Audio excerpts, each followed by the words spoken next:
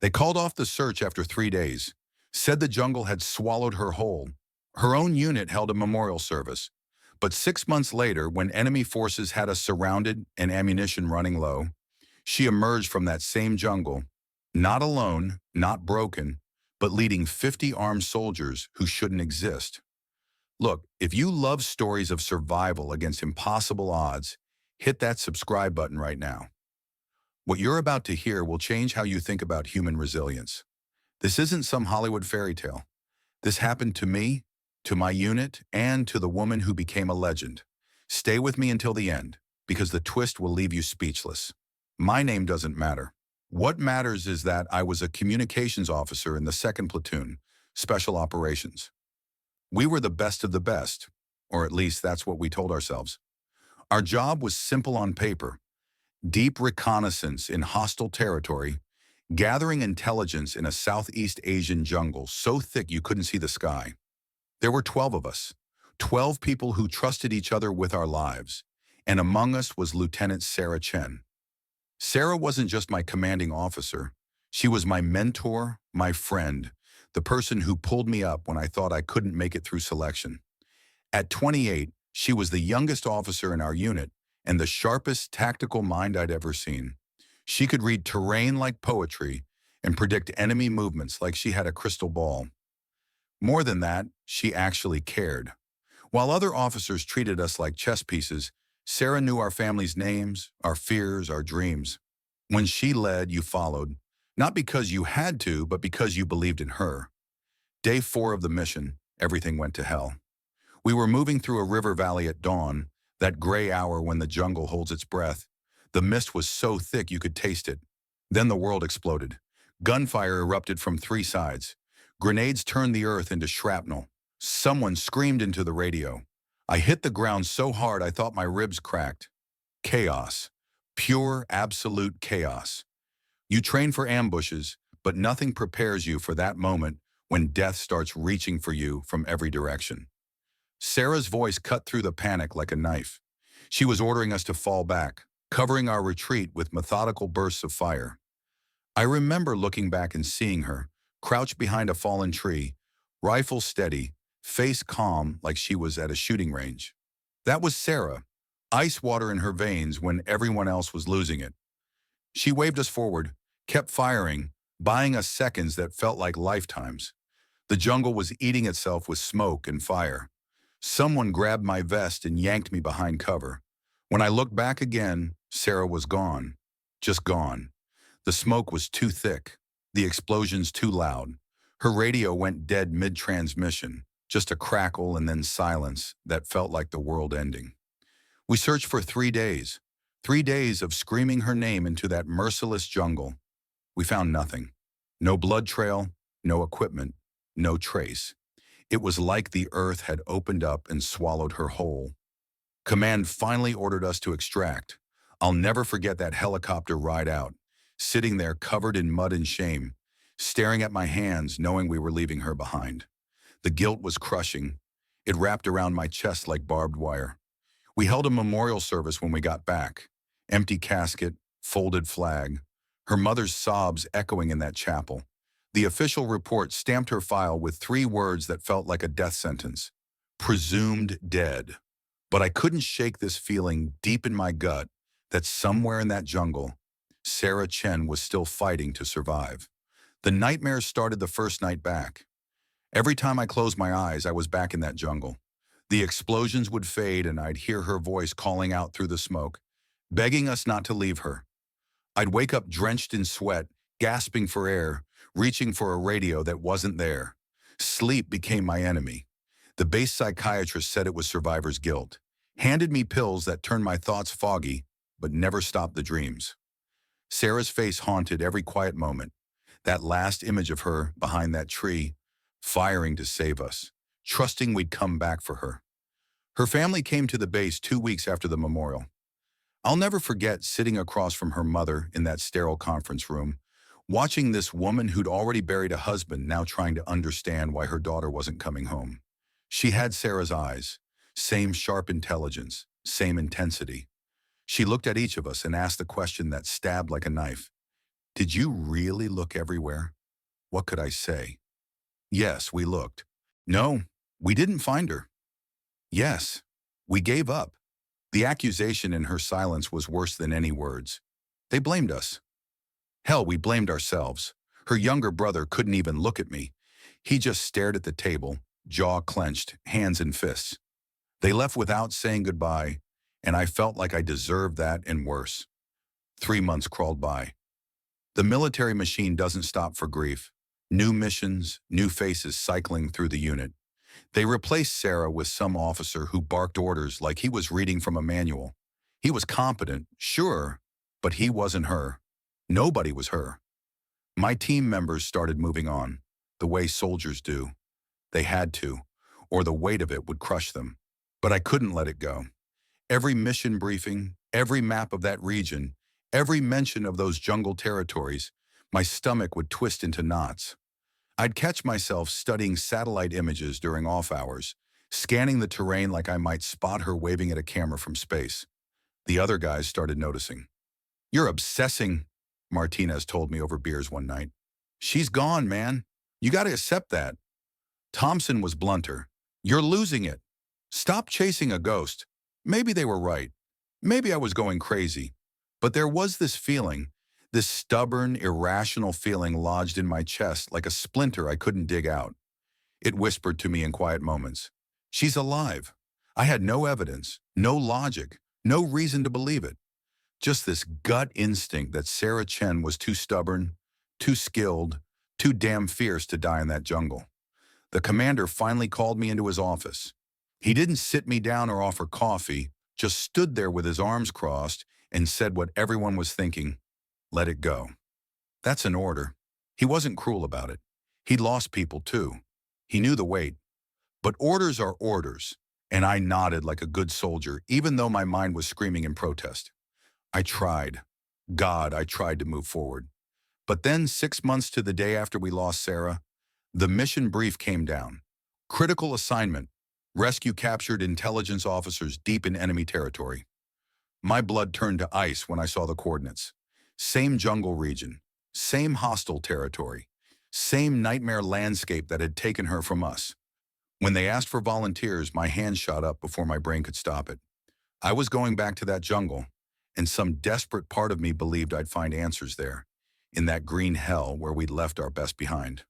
The mission was compromised before we even hit the ground. Looking back, the signs were there. Intel that came too easy, enemy positions that seemed too convenient, a green light that should have been red.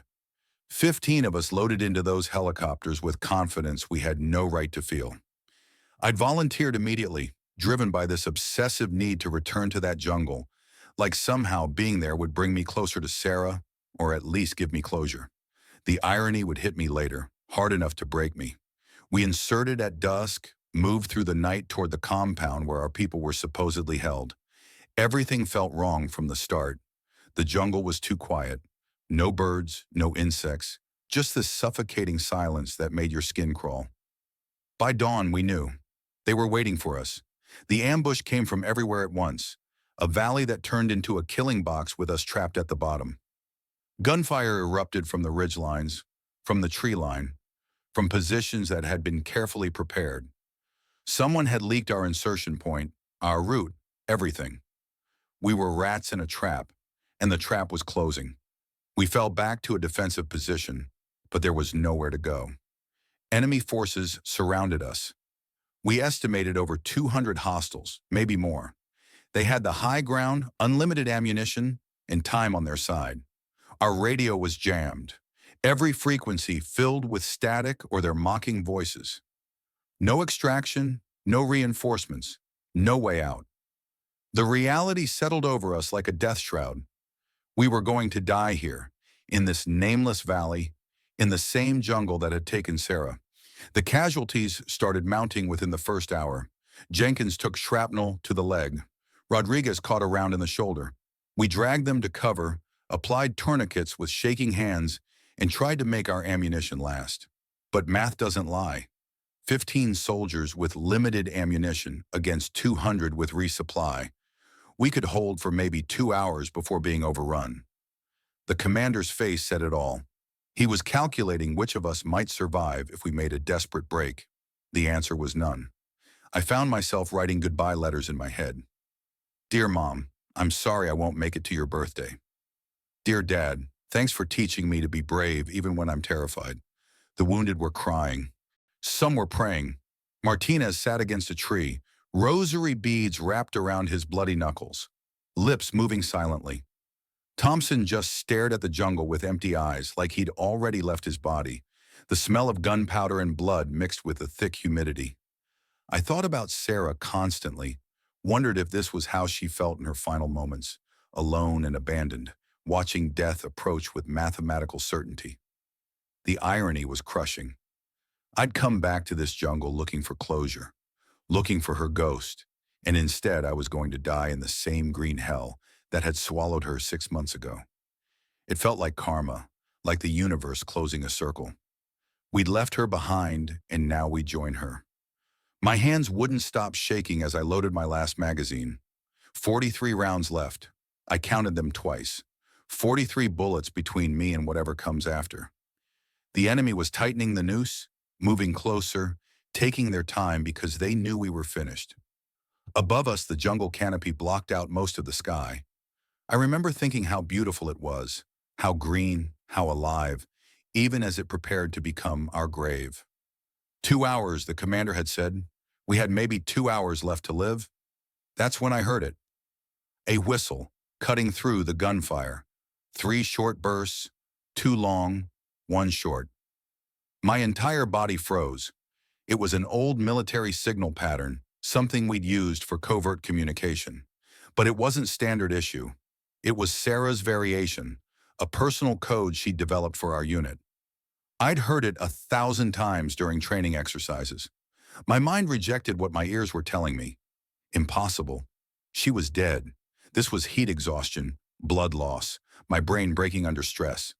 The whistle came again, closer this time, and several of the guys heard it too. "What the hell is that?" Martinez whispered, and I couldn't answer because my throat had closed up. Movement in the jungle. Not the enemy, something else. Figures emerging from the dense undergrowth like ghosts materializing from mist. Dozens of them, moving with an eerie silence that made the enemy's approach look clumsy. My heart was hammering so hard I thought my ribs would crack. At the front of this phantom platoon was a figure I recognized down to my bones, even though everything about her had changed. Sarah. Lieutenant Sarah Chen. Alive. But she wasn't the woman we'd left behind. This Sarah was leaner, harder, like the jungle had carved away everything soft and left only steel. Scars traced lines across her exposed arms, and one cut through her left eyebrow. Her hair was longer, tied back in a tight braid. She wore a strange combination of military tactical gear and local clothing, pieces of her old uniform mixed with hand-woven fabric and leather. Her face was painted with jungle camouflage and patterns I didn't recognize, earth tones that made her features blend with the shadows. But her eyes, God, her eyes were different.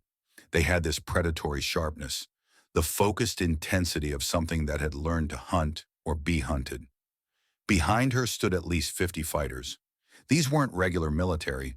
They were indigenous soldiers, locals who moved through that terrain like they'd been born from it. They carried a mix of weapons, some military grade, some that looked handmade. Their faces bore the same paint patterns as Sarah's, and they watched her with absolute devotion, the way soldiers look at a leader they'd die for. She raised one hand, gave a series of quick signals, and her people melted into the jungle without a sound. I couldn't breathe, couldn't think. Was this real? There was no time for reunions, no dramatic moment of recognition. Sarah's voice cut through the chaos, and it was her voice but deeper, rougher, carrying an authority that made even our commander snap to attention. On my signal, that was it. 2 words. Then she whistled again, a different pattern, and hell opened up from every direction. Her platoon attacked with surgical precision. They came from angles the enemy hadn't covered, using the terrain in ways I didn't know were possible. Guerrilla tactics executed with devastating efficiency. The enemy forces that had us pinned scattered in confusion as fighters appeared and disappeared like smoke, attacking from everywhere and nowhere. Within 20 minutes, the tide had completely turned. The killing box that had trapped us became a killing box for them. Sarah's people fought with this fluid coordination that made our military training look rigid. They communicated through whistles and hand signals, moved through the jungle like water, struck hard and vanished before return fire could find them. Enemy soldiers were fleeing, retreating up the ridge lines in disorder. And suddenly, impossibly, we had an escape route. Sarah appeared at our position, barely glanced at me, and said one word: "Move." She led us through jungle paths that didn't exist on any map. Routes so hidden, so intricate, that you'd walk past them 100 times and never see the opening. Her platoon moved around us like protective shadows, covering our flanks with weapons ready, eyes scanning the canopy and undergrowth with constant vigilance. We carried our wounded, stumbling over roots and through streams, and the whole time Sarah never looked back. Not once. She moved with this relentless forward momentum, like a machine, like something that had forgotten how to stop. I kept staring at the back of her head, trying to reconcile this jungle warrior with a woman who used to buy the whole unit coffee and remember everyone's birthday. We reached a safe zone by nightfall, a clearing defendable enough that her people could set a perimeter. Her fighters immediately began tending to our wounded with a competence that surprised me, using local plants mixed with our medical supplies. They worked silently, efficiently, like they'd done this 1,000 times. The commander tried to thank Sarah, tried to debrief her, but she just nodded curtly and walked away to check the perimeter herself. It was only when the stars came out and the immediate danger had passed that she finally approached me. I was sitting against a tree, hands still shaking from the adrenaline crash, when her shadow fell across me. I looked up and saw her face clearly for the first time without the chaos of combat. The scar through her eyebrow was deep, the kind that comes from serious trauma. Her hands were calloused and scarred, but it was her eyes that broke me. They held this weight, this depth of pain and survival that made my 6 months of guilt feel shallow. When she spoke, her voice cracked on the first words: "You left me." It wasn't an accusation. It was just a fact, stated plainly, and somehow that made it worse. Then she added softer, "But I understand why." The story came out slowly, in fragments, like she was pulling shrapnel from an old wound. During the ambush, she'd been hit, not by bullets, but by the blast wave from a grenade that threw her backward into the river. The current was savage from recent rains. It swept her downstream for miles while she was semi-conscious, battered against rocks, swallowing water, sure she was dying. When she finally washed up on a bank, she was miles from the ambush site, delirious with fever from infected wounds, alone in hostile territory with no radio, no supplies, no way home. That's when the Montagnard people found her, an indigenous tribe that had been fighting the same enemy forces for generations, forgotten by everyone, abandoned by every government that had promised them help. They saved her life, carried her to their village, treated her wounds with traditional medicine that somehow worked better than anything in our medkits. She was unconscious for days. When she woke up, she had a choice: try to make it back alone through enemy territory while injured, or stay and recover. She stayed. Over weeks, then months, Sarah learned their language, learned their ways, saw how they'd been surviving against impossible odds with minimal resources and maximum courage. She saw herself in them, abandoned, forgotten, left behind. And something shifted in her. She made a decision that changed everything. She would train them, lead them, turn survivors into soldiers. For 6 months, she'd been building a resistance network, teaching guerrilla tactics, coordinating attacks on enemy supply lines, protecting villages from raids. They started calling her something in their language that translated to the ghost tiger. She'd won battles our military didn't even know were being fought. Then came the part that made my hands start shaking all over again. Sarah looked at me with those haunted, hardened eyes and said something that changed how I understood everything. The enemy force that had ambushed us today, the ones who'd set that perfect trap, who'd had us surrounded and ready to die, it was the same group that had ambushed her 6 months ago. The same commanders, the same unit, operating from the same mountain bases. She'd been tracking them for months, studying their patterns, hitting their supply convoys, making them paranoid and sloppy. When our distress signal broke through the radio jamming, her scouts picked it up. She recognized our frequency signature, knew it was us, knew we were dying in that valley. Here's the thing that still keeps me awake at night. Sarah could have stayed hidden. Her war was different now. She'd built something real with the Montagnard people, a force that was actually winning, actually protecting villages, actually making a difference. She had no obligation to rescue the unit that had left her behind. Every tactical calculation said she should stay dark, protect her operation, let us face the consequences of walking into an obvious trap. But she came anyway. She risked everything she'd built, exposed her fighters to danger, revealed her position to the enemy, all to save the people who'd abandoned her 6 months earlier. I asked her why. My voice broke on the question. She was quiet for a long moment, staring into the jungle darkness where her people kept watch. Then she said something I'll never forget. You were my family first. Before all this. Before the jungle changed me. I couldn't let my family die, even if they let me go. The forgiveness in those words hurt worse than any accusation could have. She'd become something beyond us, something forged by survival and purpose. But she still came back for her family. The military wanted her back, of course.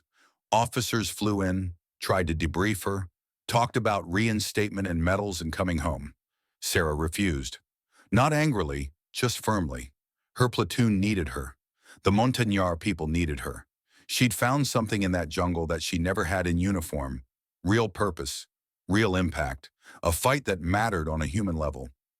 Command eventually made it official, recognized her unit as an irregular auxiliary force. Last I heard, she's still out there, still leading them, still protecting villages and training communities to defend themselves. The ghost tiger never came home because she'd found her real home in the place we thought had destroyed her. I learned something from Sarah that changed my entire life. Being lost isn't always about location or direction. Sometimes you need to lose yourself completely to find your actual purpose. Sarah wasn't rescued from that jungle. She was reborn in it. The jungle didn't take her from us. It revealed who she really was underneath the uniform and rank and protocols. It stripped away everything superficial and left only the essential truth of her character, which turned out to be stronger than any of us imagined. If this story moved you, smash that like button right now. Subscribe and hit the notification bell because I share real stories of extraordinary courage that most people never hear. Comment below and tell me, what would you do in Sarah's situation? Would you come back for the people who left you behind? Share this video with someone who needs to hear that being lost is sometimes the first step to being found. Remember this. Sometimes the jungle doesn't swallow you whole.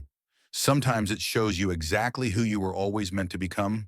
The question is, are you brave enough to accept that transformation?